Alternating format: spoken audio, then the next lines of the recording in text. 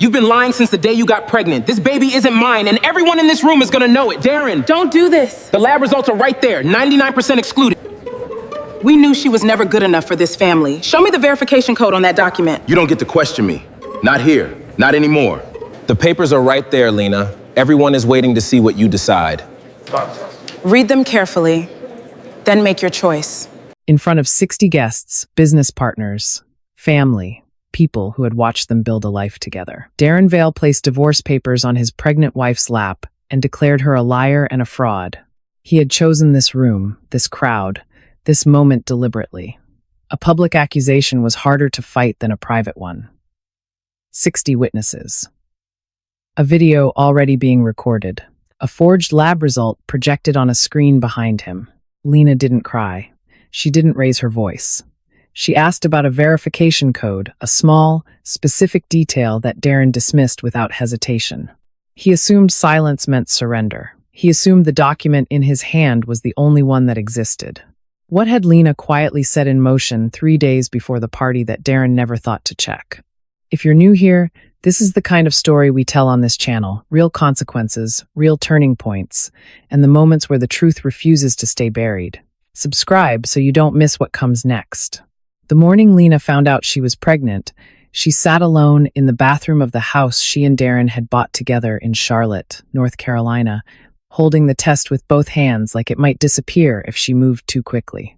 4 years of trying. 4 years of quiet grief folded into busy schedules and careful optimism. She didn't call Darren right away.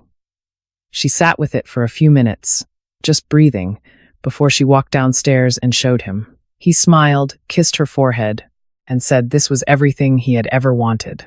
She believed him completely. That version of Darren, the one who said the right things at the right moments, was the version she had built her life around. They had met when she was 28 and he was 32, and in the beginning, she had admired how clearly he knew what he wanted. He ran the Vale Group, a mid-sized real estate development firm his father had founded and left entirely to him when he retired. Darren carried the company like a personal identity. It wasn't just work to him, it was proof of something. Lena, who built her own small interior design practice from nothing, understood that kind of ambition. She thought they were the same in that way. It took years before she understood they were not. She had sacrificed real opportunities to stay close to what he was building. A partnership offer from a firm in Atlanta. A long-term contract with a hotel group that would have required travel. Each time, she stepped back, told herself there would be time, told herself the marriage came first. She did not resent those choices, not then. What she began to resent, slowly and quietly, was how invisible those sacrifices became.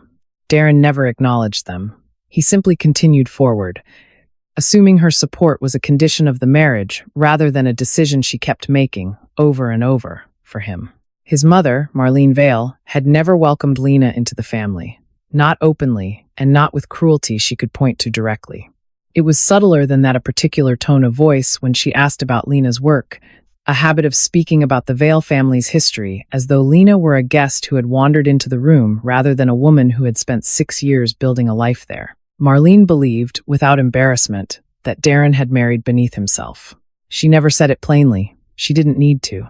Darren's sister, Corinne, was less careful. Corinne had a way of making observations that sounded like questions. When Lena's pregnancy was announced at a family dinner, Corinne had smiled across the table and said, "Interesting timing, with the Henderson contract almost finalized." Nobody responded. Lena stared at her water glass and said nothing. The Henderson contract was real. The Vale Group had spent nearly 18 months pursuing a commercial development deal that would be its largest in a decade. Darren had told Lena the company's finances were strained from the investment in that pursuit: permits, consultants, architectural plans, legal fees that had compounded faster than expected. What he had not told her, not fully, was how serious it had become. She found out the real extent of it 6 months into her pregnancy, when the company's accountant called the house by mistake and left a voicemail that was not meant for her. The numbers she heard were not the numbers Darren had described. The Vale Group was not stretched thin, it was close to collapse. She confronted Darren that evening. He sat across from her at the kitchen table and told her, with the controlled composure she had come to recognize as a warning sign, that he had it handled. She pushed. He admitted the firm needed a capital infusion to survive the next quarter. Lena thought about the inheritance her grandmother had left her, money she had kept separate, untouched, for nearly 4 years, because it had felt like something that belonged to her alone. She offered it, not because Darren asked. He hadn't asked. She offered it because she was carrying his child, and she could not imagine building a life with a man whose company failed while she sat on money that could have saved it. The investment was structured formally, with documentation and legal review, because Lena's attorney insisted on it. She received 38% of the Vale Group's equity and a contractual right to block any sale of the company without her approval. Darren agreed to the terms without hesitation. Later, she would understand that his ease in that moment was not generosity. It was because he had already been reading the contract more carefully than she realized. After the investment closed, Darren changed. Not dramatically, not all at once, but the shift accumulated in ways she could not ignore. He started sleeping in his office some nights, explaining it as late work. He kept his phone face down at dinner and carried it into the bathroom. He stopped asking about her appointments, stopped touching her shoulder when he passed her in the kitchen, stopped being present in the small, daily ways that had once made her feel chosen. She told herself it was stress. She told herself the pregnancy had disrupted his routine. She told herself things that were convenient and kept moving. It was at the 7-month mark that Darren brought up the paternity test. He came to her in the evening, sat down across from her, and said his mother had been raising questions that were causing tension in the family, and that a test would put everything to rest. Lena looked at him for a long moment. She understood very clearly what was happening in that room. She understood that she was being told her husband doubted her, and that the doubt was being dressed up as something practical, something for the family's peace of mind. She agreed. Not because she had anything to prove, but because refusing would have given Marlene exactly the narrative she was building toward. Dr. Celeste Rowan conducted the sample collection herself and explained the process carefully. She told Darren directly that results would be delivered through the hospital's secure patient portal, accessible only to the named parties. She did not tell him this as a reminder. She told him because he asked about the distribution process twice during the appointment, and something in the way he asked made her note it. 2 weeks passed. Darren told Lena the lab needed more time. His behavior during those 2 weeks was what she would later describe as the period when she first understood she was not just dealing with a difficult husband, she was dealing with a man who had made a decision about her and was now arranging the world around that decision. He began moving financial documents out of the home office. He pressed her, twice, to sign an updated asset agreement before the baby arrived. He told her it was routine, something his attorney had recommended. She did not sign. He also, during that same period, organized a baby shower. Not a small gathering, a formal event at the Belmont Crown Hotel, with over 60 guests, partners, investors, extended family, people whose opinion of the Vale Group had professional weight. He told Lena it was a celebration, that he wanted to do something significant to mark the occasion. She thought he was trying to repair something between them. She held on to that interpretation longer than she should have. 3 days before the event, Lena picked up Darren's phone from the kitchen counter. She was not looking for anything. He had asked her to check if a calendar reminder had been set, and she unlocked it using the code she had always known. What she found was an email thread, the body of which had been deleted, but whose subject line had not been cleared. The words visible were enough, a reference to a replacement document and the name of a lab employee. She read it twice, set the phone down exactly where it had been, and walked to the bedroom. Darren followed her within minutes. She told him what she had seen. He took the phone out of her hand with a force that was just short of what she could call a scene, and told her that pregnancy had made her paranoid, that she was creating problems from nothing, that he would not be held responsible for her anxiety. She did not argue. She watched his face while he spoke, and she understood, with the specific clarity that comes only after illusions fully dissolve, that this man was not frightened of being caught. He was irritated at the inconvenience. That night, after Darren fell asleep, she remembered hearing him earlier in the evening on a call in the hallway, a call he had not tried particularly hard to conceal. The voice on the other end was a woman's. She heard him say that after the party, everything would be finished, and they could stop hiding. She had not moved from the bedroom doorway where she had stopped to listen. She stood there until the call ended, and then she went back to bed and lay in the dark for a long time. She was not going to cancel the party. She understood, by then, that whatever Darren had planned required an audience, and that removing the audience would only delay it. He would find another moment. She needed to see the full shape of what he had built before she could respond to it. So she made two decisions that night. The first was to photograph the email thread before he could delete what remained of it. The second was to send a message to Dr. Celeste Rowan, asking her calmly, without explanation, to verify that the test results in the hospital system had not been altered before the event on Saturday. She did not know yet exactly what Darren was planning to do at that party, but she knew it would require her to look like she had no idea what was coming. That part, at least, she could manage.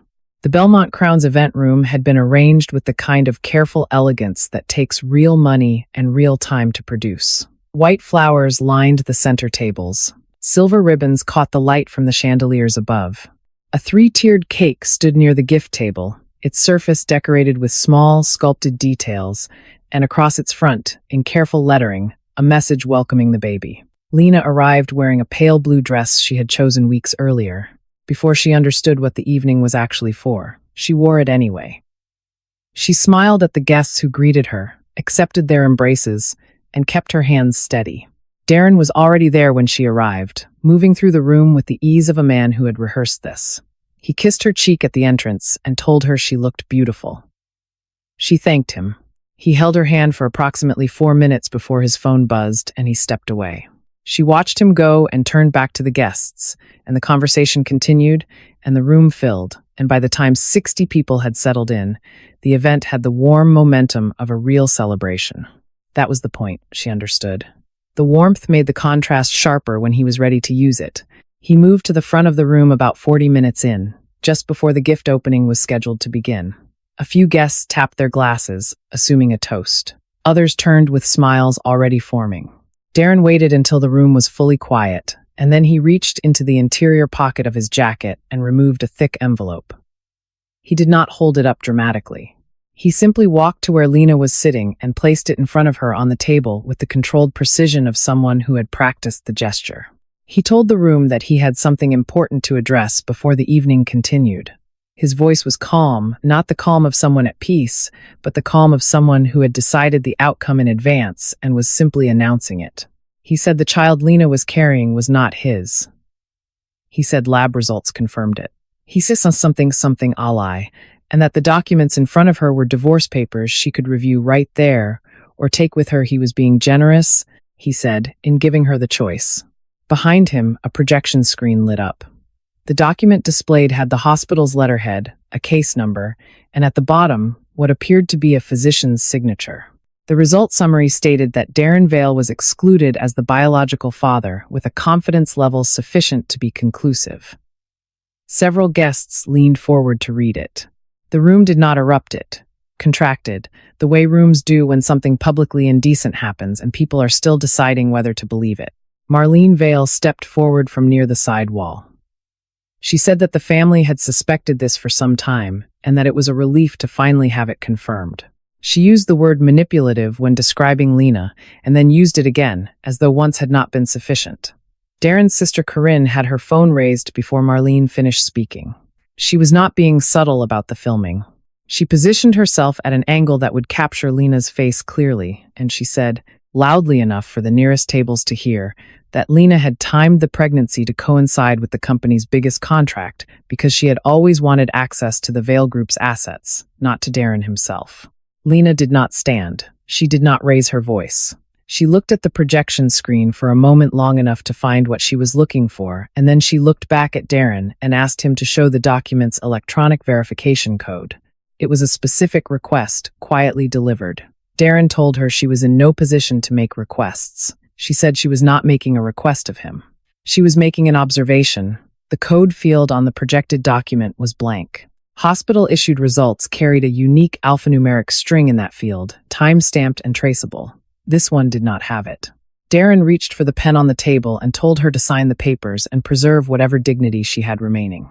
He said if she refused, he would take the matter to the press, and that between the lab results and the testimony of people in this very room, her version of events would not survive the exposure. It was at that moment when he was leaning slightly forward, confident, already calculating what came next, that the door at the far end of the room opened. Dr. Celeste Rowan walked in, accompanied by a woman Lena did not recognize, who carried a leather folio and wore the particular expression of someone whose professional purpose in the room was not social. Dr. Rowan did not apologize for the interruption. She introduced herself to the room by name and title, and she said she was there because she had received a request to verify the authenticity of a document that had apparently been presented as originating from her hospital. She stated, plainly and without theater, that the document on the screen was not issued by her facility. The signature was a reproduction of hers, but the case number did not exist in the hospital's system, and the formatting of the result summary did not match the institution's current reporting template. She said she had brought with her the actual results from the paternity test conducted at the 7-month appointment, results verified independently by 2 separate laboratories, as was standard protocol for contested cases that her office had flagged in advance. The actual results showed that Darren Vale was the biological father of the child Lena was carrying, with a probability of 99.99%. The room went very quiet. Darren's expression did not collapse immediately. It held for several seconds, the way a structure holds before the supports give, and then he said that Dr. Rowan had no right to disclose private medical information in a public setting. Dr. Rowan told him that he had signed a release authorizing the hospital to share results with his divorce attorney, and that same authorization gave the hospital standing to verify any document presented as an official result if that document was suspected of misrepresentation. She said the woman beside her was the hospital's legal director, and that this situation had already been reviewed. What came next dismantled the evening faster than the accusation had built it. Dr. Rowan disclosed that a lab employee had reported being approached by Darren several weeks prior and offered payment to alter the test result. When the employee refused, Darren had accessed Lena's patient portal using credentials obtained without her knowledge, downloaded a legitimate document template, and produced the falsified version himself. The hospital's system had logged the access device identifier, timestamp, and the specific files that had been opened and downloaded. Lena's attorney, who had been seated near the back of the room for the past 20 minutes, stood and confirmed that this information had been provided to him that afternoon and that additional documentation was already being prepared. Darren turned toward him with the specific fury of a man who had just realized the exits were already covered. Corinne lowered her phone. Marlene said nothing, which was its own kind of statement. Darren regrouped quickly, or tried to. He told the room that Lena had orchestrated this, that she had conspired with the physician to fabricate a defense, that the investment she had made in the Vale Group 6 months ago was not a gesture of loyalty, but a calculated move to seize control of a family business, and that the money she had used was marital property regardless of its origin. He claimed her equity stake was subject to dispute, and that he had already filed for an emergency board meeting to suspend her voting rights on the grounds that she was creating a reputational crisis for the company. What he did not say, because he could not say it in that room, in front of those people, was that the only evidence supporting any of his claims had just been identified as something he had manufactured himself. Several of the business partners seated near the front excused themselves before the evening formally ended. They did not make a scene. They simply left, which communicated everything. The investors who remained were quiet in a way that Darren would spend the following days trying to interpret as neutral rather than damning. Sabrina Keel, the Vale Group's communications director, had been near the exit for most of the evening. She had positioned herself at a table close enough to observe, but far enough to maintain plausible distance from whatever happened at the front of the room. When Dr. Rowan finished speaking, Sabrina did not look at Darren. She looked at the door. Lena noticed this and filed it. In the hours that followed, a version of the evening's video appeared online. It had been edited, the footage of Dr. Rowan's disclosure, and the exposure of the forged document had been removed entirely. What remained was the segment in which Darren announced the test result and placed the divorce papers in front of Lena, along with Marlene's statement and Corinne's commentary. Without the second half of the evening, the clip read as a straightforward story of a husband confronting a faithless wife in front of witnesses. It spread quickly.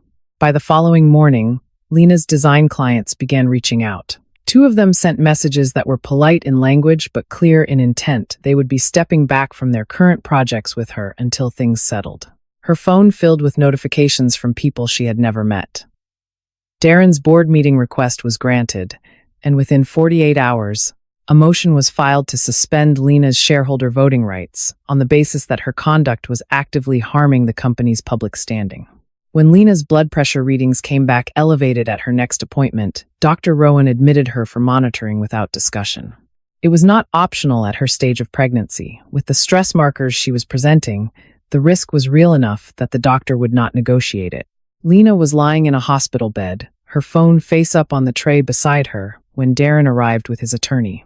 He did not sit down. He stood near the door, and his attorney placed a single document on the tray table beside her phone, a voluntary relinquishment of her stake in the Vale Group, structured as a settlement.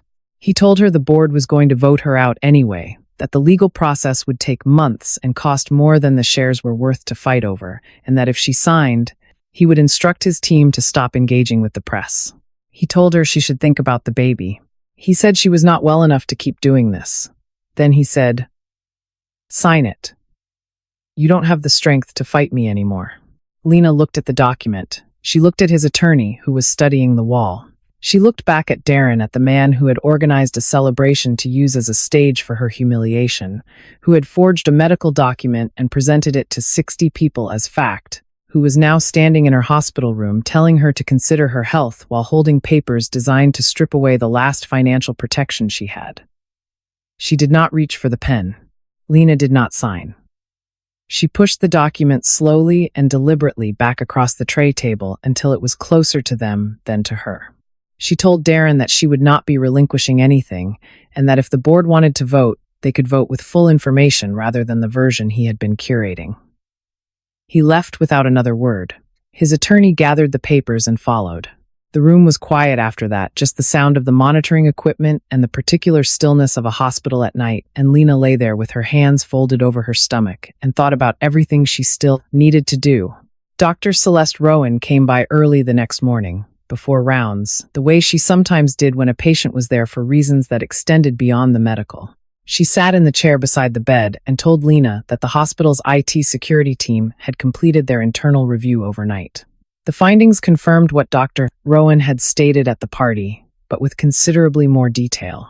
The system logs showed exactly which device had been used to access Lena's patient portal without authorization, the precise timestamp of every file that had been opened, and a download record for the document template that had later been altered to produce the forged result. The access had originated from a laptop registered to Darren Vale, from an IP address associated with his private office at the Vale Group's headquarters. Beyond the digital record, the lab employee who had been approached by Darren had agreed to provide a formal statement. This was the same person who had refused the offer of payment and had quietly reported the contact to the lab's compliance officer at the time, meaning there was already a time-stamped internal record that predated the party by nearly 3 weeks. The employee had also kept a personal recording of a follow-up call in which Darren had been explicit. He needed documentation showing the child was not his, and he needed it before the Saturday of the baby shower. That recording, combined with the digital access logs and the compliance report, formed a chain of evidence that was difficult to characterize as anything other than what it was. What broke the situation open completely was Sabrina Keel. She had been quiet for the 36 hours following the party. No posts, no contact with the press, no visible response to the edited video still circulating online. What she had done during those 36 hours was consult her own attorney, who told her plainly that her involvement in planning the evening's events created personal legal exposure that her relationship with Darren did not insulate her from. Sabrina was a communications professional. She understood, better than most, how a story looked once the full record was available. She made the practical decision to cooperate. She sent everything to Lena's attorney in a single transfer, months of text threads, emails, and voice messages that mapped the plan from its earliest stages. The communications revealed that Darren had been in quiet negotiations to sell the Vale Group to a holding company, a transaction that would have generated a significant personal payout but could not proceed while Lena held veto rights over any sale. To remove her, he needed to activate the ethics clause buried in the original investment agreement, a provision that allowed her shares to be repurchased at nominal value if she could be shown to have engaged in conduct damaging to the company. The baby shower had been designed to manufacture that proof publicly, using a forged document as its foundation, with 60 witnesses and a video recording to make the narrative stick. Sabrina's messages also confirmed something the digital logs alone could not have shown. Darren had used Lena's electronic signature obtained from the investment documents she had signed 6 months earlier to authorize a series of internal transfers that moved a portion of her capital contribution into a subsidiary entity he controlled exclusively. The transfers had been structured to look like routine operational costs. They were not. When Lena's attorney presented the full evidentiary record to the court, what had begun as a divorce filing became something the legal system treats with considerably more seriousness. The district attorney's office opened a review of the unauthorized medical records access and the document fraud. The fraudulent transfers were addressed through a separate civil proceeding. And the board meeting Darren had called to strip Lena of her voting rights, the meeting he had expected to walk into with momentum, became the place where his own position collapsed. The board had received a summary of the evidence the night before the session. The 2 members who had privately signaled support for Darren's motion did not speak during the meeting. The motion to suspend Lena's rights failed.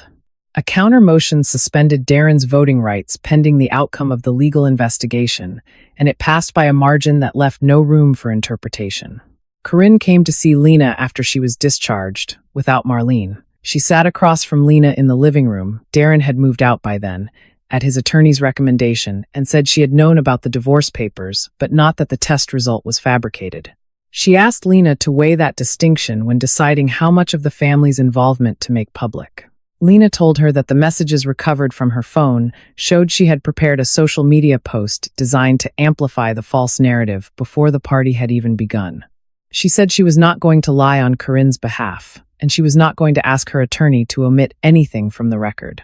She also said she was not going to pursue Corinne beyond what the legal process required, because her energy belonged somewhere else now. Corinne left without the assurance she had come for. Marlene did not come at all. The full, unedited footage from the baby shower was released through Lena's attorney's office and provided to journalists already covering the story. The complete recording showed everything: the accusation, the forged document, and then Dr. Rowan's entrance, her identification of the document as fraudulent, and the reading of the actual results. People who had seen the edited clip and drawn conclusions watched the second half and understood what had been removed and why. The shift in the public narrative was not immediate, but it was definitive. The holding company that had been in quiet negotiations to acquire the Vail Group withdrew from discussions once the fraud allegations became part of the public record. The Henderson contract was restructured under terms that protected the firm's operational continuity, approved with Lena's authority as the controlling shareholder during the investigation period. Lena gave birth several weeks later, without complication. Dr. Rowan was on call that night and stopped by the room afterward, not in any official capacity, simply because she had been present for enough of this particular story that the ending felt like something she had a right to witness. She held the baby for a few minutes while Lena rested, and they talked about nothing important for a while, which was its own kind of relief. The divorce was finalized in stages. Darren retained his original equity position, minus the shares tied to the fraudulent transfers. Lena sold her 38% stake at full valuation. The ethics clause he had designed as a trap was unenforceable, given that the misconduct it was meant to punish had been his own. She kept enough from the proceeds to rebuild without financial pressure, and directed a portion toward a legal support fund for women navigating financially coercive divorce proceedings, women who had signed documents they didn't fully understand, or whose own assets had been turned into instruments against them. She moved into a smaller house, closer to the city, in a neighborhood she had always liked but never lived in because it hadn't fit the image the Vail household was supposed to project. She set up her design practice out of the spare room while the baby slept. Some mornings she drove past the old house without meaning to, and felt nothing in particular, which she understood was its own form of healing. The divorce papers and the real paternity results both ended up in the same drawer of her desk, not displayed, not destroyed. She kept them the way you keep documents that were once used against you and then became the record of why you survived. One day, when her child was old enough to ask questions that deserved honest answers, she would explain that the papers had never been about the baby. The baby had been brought into the story as a prop by a man who had run out of better options. What the documents actually recorded was a choice Lena had made in a hospital room, in the middle of the night, when she was exhausted and frightened and being told she had already lost the choice to push the paper back across the table and wait for the truth to finish what it had already started. It had been doing it slowly and without her help, and it had been enough. If this story stayed with you, it would mean a lot if you subscribed. There are people who go through versions of this quietly, without 60 witnesses, without a doctor who shows up at the right moment, and sometimes the most important thing is simply knowing that the truth has a way of outlasting the people who try to bury it. We'll keep telling these stories as long as you're here for them.